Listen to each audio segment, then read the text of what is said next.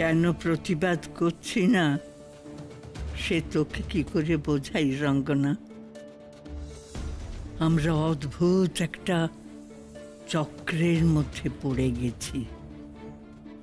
নয়নকে ছাড়া দীপুর বিপদ, আবার দীপুর বউ হয়ে থাকলেও নয়নের বিপদ। সবচেয়ে ভালো হতো যদি তবু নয়নকে গ্রাম থেকে নিয়েই না আসতো।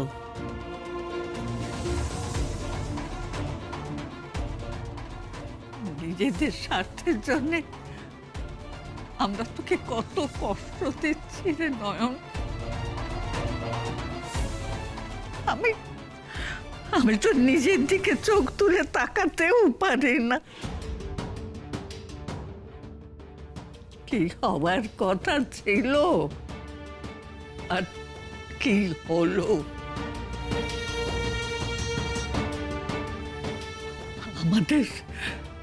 আমাদের দায় তুই কাঁধে নিয়ে জ্বলে পুড়ে শেষ হয়ে যাচ্ছিস। তুই তুই আমাদের কোনোদিনও ক্ষমা করবি না। আমাদের ক্ষমা করিস নি মা, কোনোদিনও ক্ষমা করিস নি।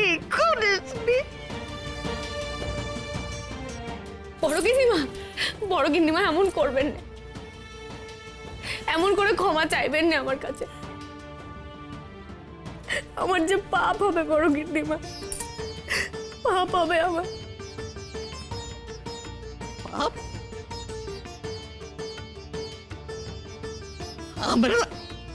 আমরা যা তোর সঙ্গে করছি তার তুলনায় কি পাপ, কত বড় পাপ! আর পাপ তো আমাদের হচ্ছে নয়ন।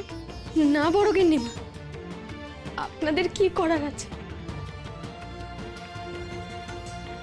সবাই তো আর এক কপাল নিয়ে আসেনি বড় গিন্নিমা। কপালে যা লেখা আছে তাই তো হবে। কপালের লেখন যে কেউ খণ্ডাতে পারেনি বড় গিন্নিমা।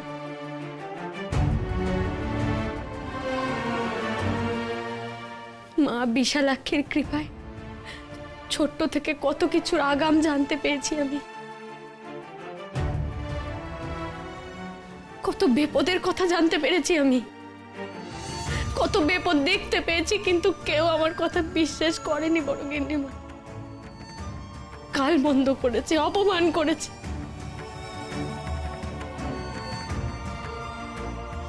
তোমার ছেলেটাকে এখনই সাপে কাটবে, ওকে একটুখানি কোলে তুলে রাখো না গো। সাপে কাটবে মানে? এই সব কথা বলে তুই আমার ছেলের মরণ নাক ডাকছিস? যা দূর হয়ে এখান থেকে। শুক্লাদি, তুমি খবরদার পুকুরবা নদীর ধারে যাবে না। শুক্লাদি, যেও না। ওগো ওগো, তোমরা কেউ ওকে ওসব জায়গায় যেতে দিও না। আমি যে এই বেনারসি জলের তলায় দেখেছি। তুমি তুমি একদম জলের ধারে যেও না দিদি। জলের ধারে গেলে সর্বনাশ হয়ে যাবে, মহাবিপদ হয়ে যাবে।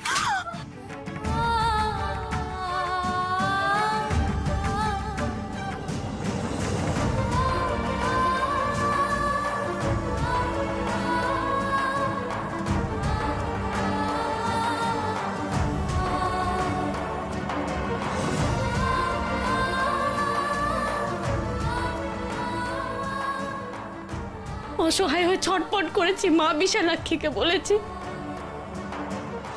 মা গো, আগাম দেখার ক্ষমতা দিলে, কিন্তু বিশ্বাস করানোর ক্ষমতা কেন দিলে রে মা?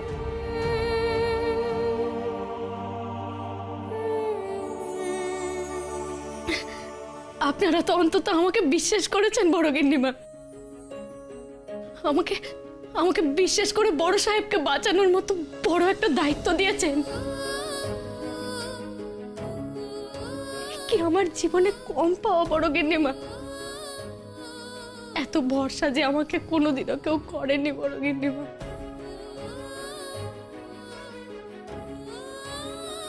এবারে বউ হওয়ার যোগ্য আমি নই সেটা আমি জানি, তাই আমি সে আশা করিও না, যে স্বপ্ন দেখিও না। শুধু শুধু শুধু আপনাদের ভরসা বিশ্বাস যেন বেফলে না যায় বড় গিন্নিমা। আমি এটুকুই চাই, বিশ্বাস করুন, এইটুকুই চাই আমি। নয়ন রে, তুই বলছিস তুই এ বাড়ির বউ হবার যোগ্য নস, কিন্তু আমি বলছি আমরা তোর সামনে দাঁড়াবার যোগ্য নই।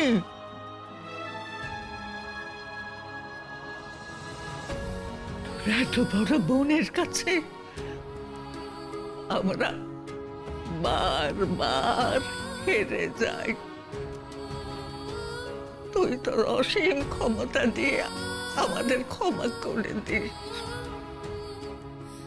তুই বারবার আমাদের ক্ষমা করে আরো অসহায় করে দিস।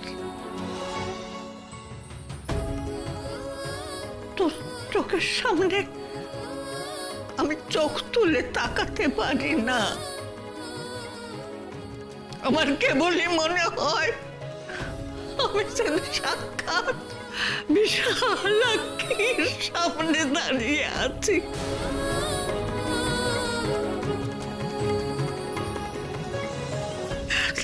মাথা নুয়ে আসে,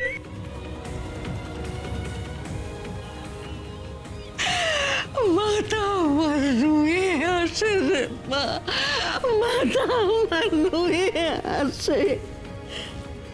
বড় গিন্নিমা,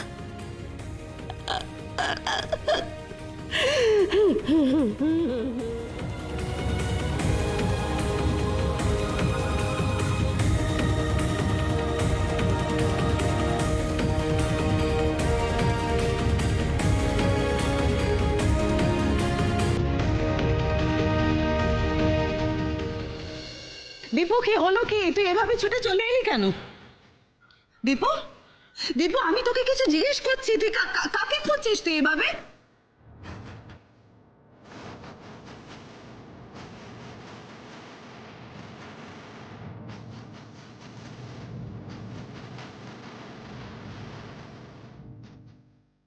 তুই নয়নকে খুঁজছিস, তাই না? নয়নকে না?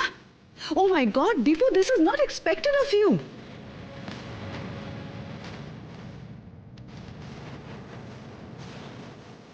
এই সময় তোর কাকে খোঁজার কথা ছিল আর কাকে খুঁজছিস তুই?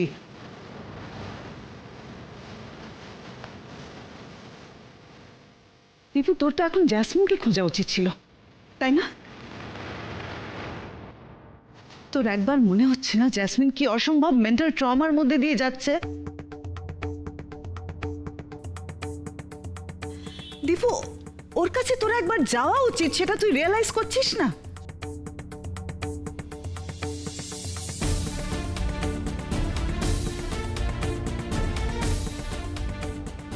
তোর এখন ওর পাশে দাঁড়ানো উচিত দীপু। নয়ন ওর দধি মঙ্গল ভেস্তে দিল, ওর গায়ে হলুদ ভেস্তে দিল। তুই একবার ভেবে দেখ ওর মনের অবস্থা এখন কি হয়ে আছে। বিয়ের আগে একের পর এক বাধা আসছে, তুই তো একবার ওর খোঁজ নিসনি দীপু।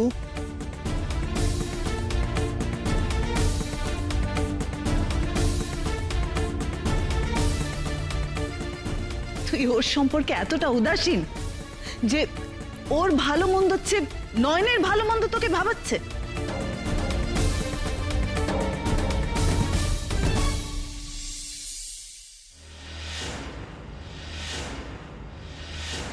দীপু, দুর্বাদি ইজ রাইট। তুই একটু বোঝার চেষ্টা কর। তুই জ্যাসমিনের সঙ্গে কাল থেকে সংসার করবি, তার আগের দিন মেয়েটা যদি শোনে যে তুই একটা কাজের বউর হাত কেটে গেছে বলে ছোটাছুটি করছিস, এটা কি ওর ভাল লাগবে? মানে ওর কিসে খারাপ লাগবে সেটাও তো তোকেই ভেবে দেখতে হবে।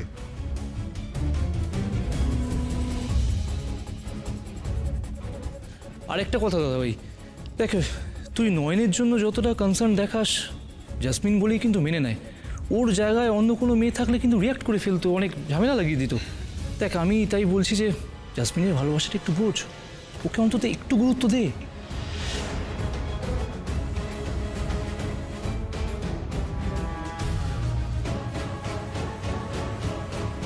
দেখো, গুরুত্ব দেওয়ার ব্যাপারে তুই কথা না বললেই ভালো হয়।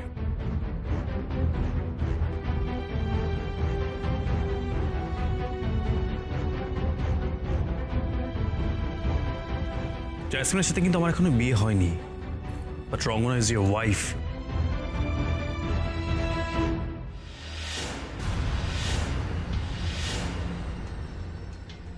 তুই ওকে কতটা গুরুত্ব দিস, কথায় কথায় তো ওকে ইনসাল্ট করিস। না মানে তুই তুই চুপ কর পিকু।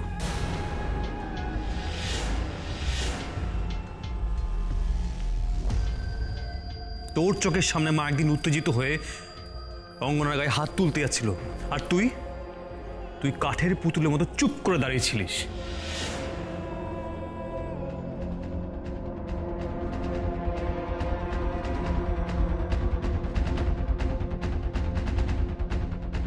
একবারও প্রতিবাদ কিন্তু তুই করিসনি, উল্টে সাপোর্ট করেছিস।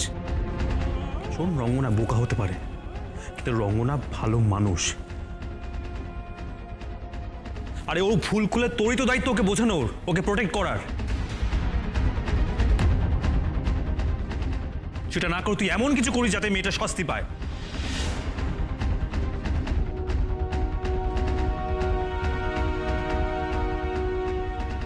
সো এই গুরুত্ব দেওয়ার ব্যাপারে আমি তোর থেকে কিছু শুনবো না, ক্লিয়ার?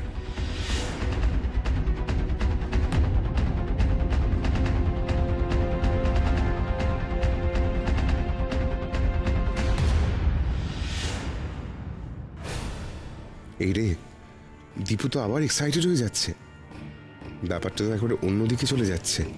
না না দীপু, তোমার এত উত্তেজিত হওয়ার কোনো কারণ নেই। ও পিকুটা এভাবে বলতেই চায়নি। ও কিভাবে বলতে চেয়েছে আমি সেটা খুব ভালো করে জানি মামাজি।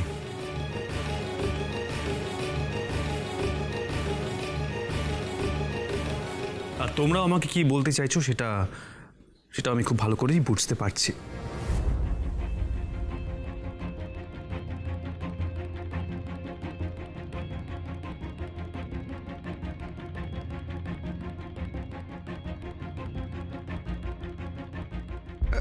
আরে আমরা তো তোর ভালোর জন্যই। আচ্ছা, এখনো এখনো কি তোমাদের আমাকে ছোট বলে মনে হয়?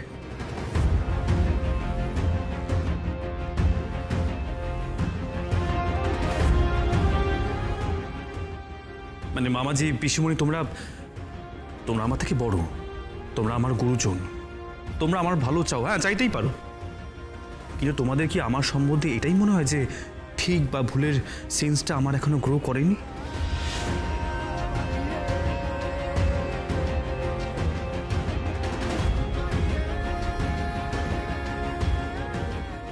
কোনটা ঠিক কোনটা ভুল আমি কিছু বুঝি না।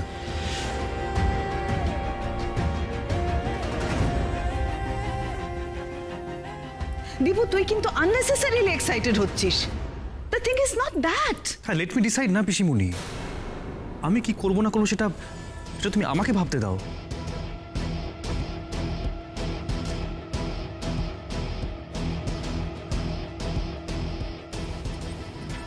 মানে মানে তুই তুই কি করতে চাইছিস? দেখো পিসিমণি, আমি জেসমিন থেকে কোনোদিনও কোনো কিছু লুকোনি যে আজ নতুন করে সবটা জানবে।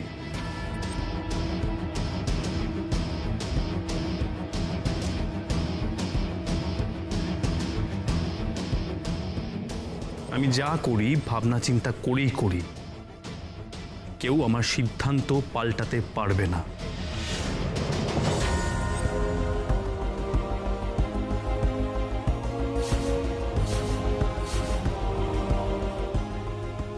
আমাকে ম্যানিপুলেট কেউ করতে পারবে না।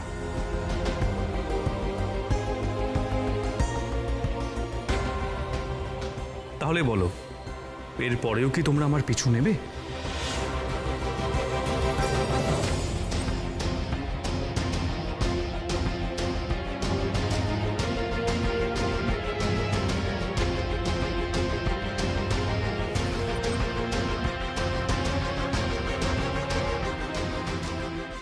আশা করি না।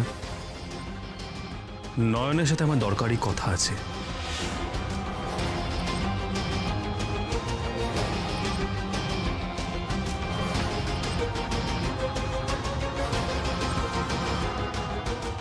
আসছি।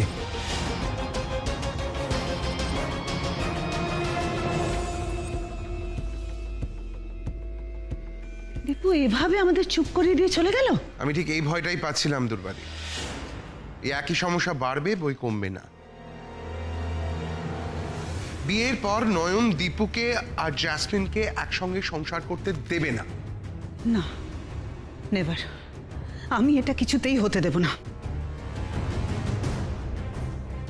আমি আমি ওই মেয়েটাকে বার করে দিন, আজ রাত্রিটুকু ব্যাস। একবার জ্যাসমিনের সিঁথিতে দীপুর সিঁদুর উঠলে ওই নয়নকে এই বাড়ি থেকে বিদেয় করার পাকা ব্যবস্থা আপনি করতে পারবেন। তবে বিয়েটা না হওয়া পর্যন্ত আমরা ওকে কিছু করতে পারবো না দুর্বাদি। এক্স্যাক্টলি এক্স্যাক্টলি, আমি তো সেই অপেক্ষাই করছি কখন বিয়েটা হবে। বিয়ে হওয়ার সঙ্গে সঙ্গে আমি মেয়েটাকে এমন উচিত শিক্ষা দেব ও সারা জীবন সেটা ভুলতে পারবে না।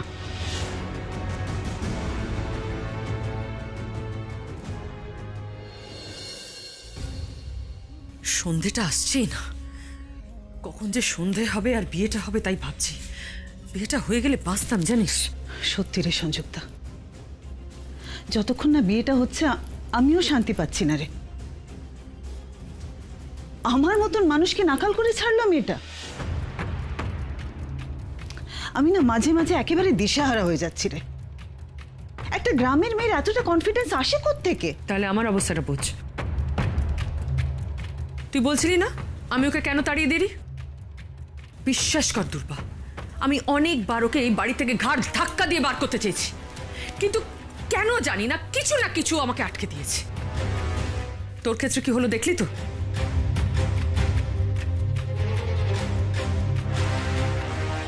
Get out! Get out of here!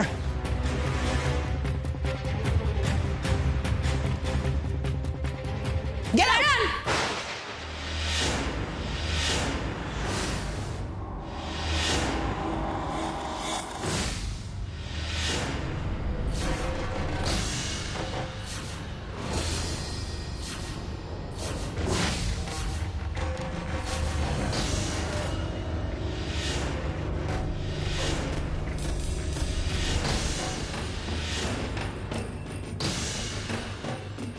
আপনি কি ভাবছেন?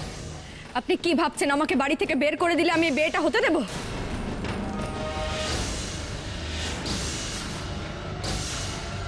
ভুলে যাবেন না আমি কিন্তু এখনো ডিভোর্সটা দিইনি।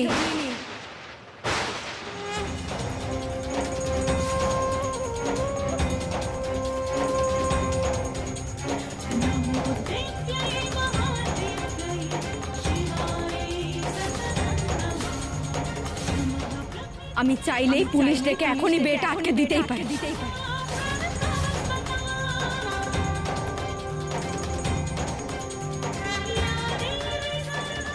দেব, ডাকবো পুলিশ, ডাকবো।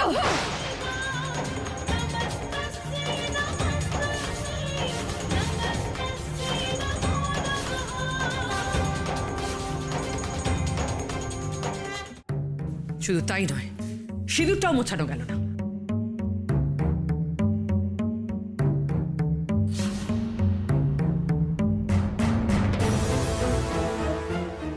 আমার হাত থেকে তুমি কিছুতেই পার পাবে না। আমি যখন বলেছি সিঁদুর মুছতে, এই সিঁদুর তোমায় মুছতেই হবে। সিঁদুর মুছে কি প্রমাণ হয় গো পিসিমণি? যার জন্য সিঁদুর পরেছিলেন তার সাথে আমার আর কোনো সম্পর্ক নেই। উনি আর আমার স্বামী রইলেন না, তাই তো? হ্যাঁ হ্যাঁ, তাই তাই তাই প্রমাণ হয়। আপনিও তো সিঁদুর পরেননি পিসিমণি, তার মানে আপনার সাথেও আপনার স্বামীর কোনো সম্পর্ক নেই, তাই তো?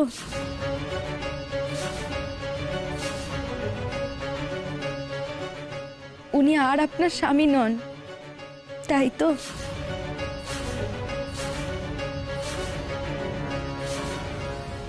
বলুন না পিসিমণি, বলুন। হয় আপনার স্বামীর সাথে আপনার ছাড়াছাড়ি হয়ে গেছে, নয়তো আপনার স্বামী আর বেঁচে নেই, তাই আপনি সিঁদুর পরেননি, তাই তো?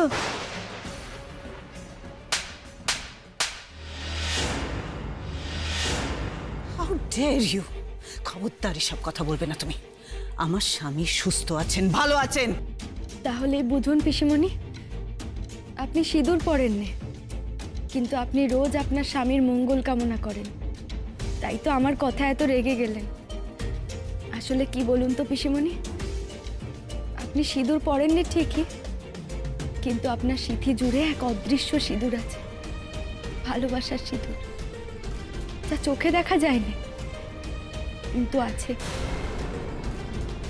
নিত্যি স্বামীর মঙ্গল কামনা করে সেই সিঁদুর। তাই আমার সিঁদুর মুছে দিলেও তাই হবে গো। আর সিঁদুর কি শুধু সিঁথিতে থাকে? সিঁদুর থাকে মন জুড়ে। মন থেকে আপনি সেটা কি করে মুছে ফেলবেন পিসিমণি? মনের ওপর যে কারোর জোর চলে নে গো।